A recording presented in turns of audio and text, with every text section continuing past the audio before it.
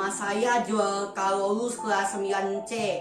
Hari ini kita akan membahas faktor-faktor penghambat perubahan sosial budaya.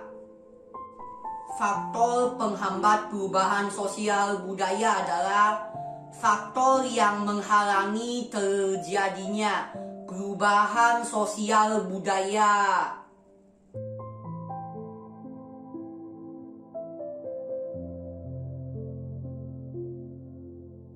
1. Kehidupan masyarakat terasing. Kehidupan masyarakat terasing menyebabkan masyarakatnya tidak mengetahui perkembangan yang terjadi pada masyarakat lain, sehingga mereka sulit berkembang dan memperkaya budaya. Akibatnya, perubahan sosial budaya sulit terjadi. Manusia tidak pernah lepas dari hubungan dengan manusia atau masyarakat lain dalam suatu pergaulan. Masyarakat yang sedikit berinteraksi dengan masyarakat lain mengalami perubahan yang lamban. Hal tersebut disebabkan masyarakat tidak mengetahui perkembangan masyarakat lain yang dapat memperkaya kebudayaan sendiri. Mereka terkungkung dalam kebudayaan mereka dan pola pemikiran yang masih tradisional sederhana. Suku Korowai mulai ditemukan 30 tahun lalu di pedalaman Papua. Suku ini memiliki anggota sekitar 3.000 orang. Hal yang unik pada suku Korowai, mereka membangun rumah tinggal di puncak-puncak pohon tinggi. Bahkan ketinggiannya bisa sampai 50 meter dari permukaan tanah. Suku Sakai adalah suku yang terasing dan masih hidup secara nomaden di daerah Riau. Menurut cerita, penduduk suku Sakai berasal dari kerajaan Pagaruyung yang bermigrasi ke Riau. 2. Perkembangan ilmu pengetahuan terlambat. Apabila ilmu pengetahuan dalam masyarakat lambat, maka perubahan sosial akan berjalan dengan lambat. Dengan pergaulan yang terbatas, dapat dipastikan perkembangan ilmu pengetahuan pasti akan terlambat. Suku Polahi merupakan suku terasing yang hidup di pedalaman hutan Gorontalo. Menurut cerita yang berkembang di masyarakat, Polahi adalah orang-orang yang pada masa penjajahan Belanda dulu lari ke dalam hutan karena tidak mau dijajah oleh Belanda. Mereka akhirnya hidup di hutan Boriohuto, Paguyaman, dan Suawa sampai sekarang. Banyak sebutan dari suku Bauzi ini, di antaranya Baudi, Bauri, dan Bauji. Suku ini hampir tidak pernah bersentuhan langsung dengan kehidupan modern karena luasnya hutan belantara, lembah, rawa, dan sungai-sungai besar yang membatasinya. Batas-batas geografi tersebut mengisolirnya dari pergaulan masyarakat pada umumnya. Suku Bauzi memiliki anggota sekitar 1.500 jiwa, menyebar di bagian utara dan tengah wilayah Mambelamo. 3. Sikap masyarakat yang tradisional.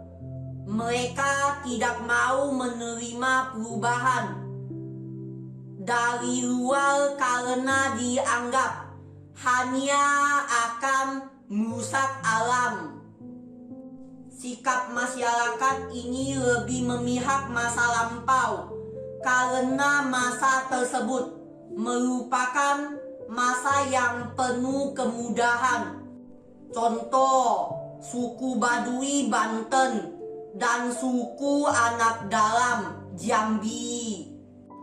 Selain dikenal sebagai suku Baduy, suku ini disebut juga sebagai orang Kanekes. Mereka merupakan suatu kelompok masyarakat yang tinggal di wilayah Banten. Ada sekitar 5.000 sampai 8.000 penduduk yang tinggal dalam suku tersebut.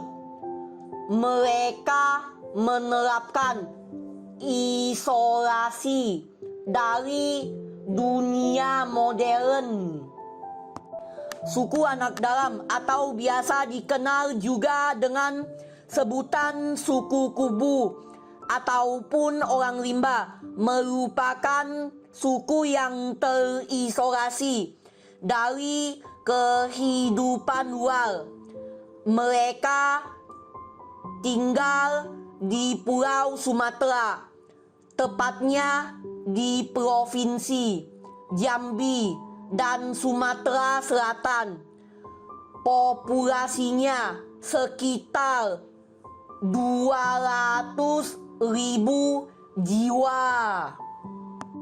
4. Adanya prasangka terhadap hal baru menimbulkan sikap acuh, tidak peduli, bahkan antipati terhadap suatu yang baru.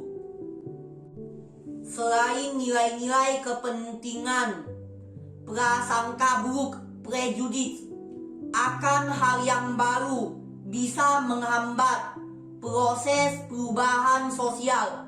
Setiap ada hal yang baru datang, ada semacam kekhawatiran dari sebagian masyarakat yang tidak menghendaki perubahan. Contoh, suku Togutil Maluku Utara dan suku Laut Kepulauan Riau. Suku Tobelo Dalam atau biasa disebut dengan suku Togutil hidup secara berpindah-pindah di pedalaman hutan Totoduku, Tukul-Tukul, Lolobata, Kobekulo, dan Buri. Wilayah hidupnya masuk ke dalam kawasan Taman Nasional Aketa Jawe Lolobata, Maluku Utara. Orang laut atau biasa disebut dengan suku laut merupakan suku yang menghuni Kepulauan Riau.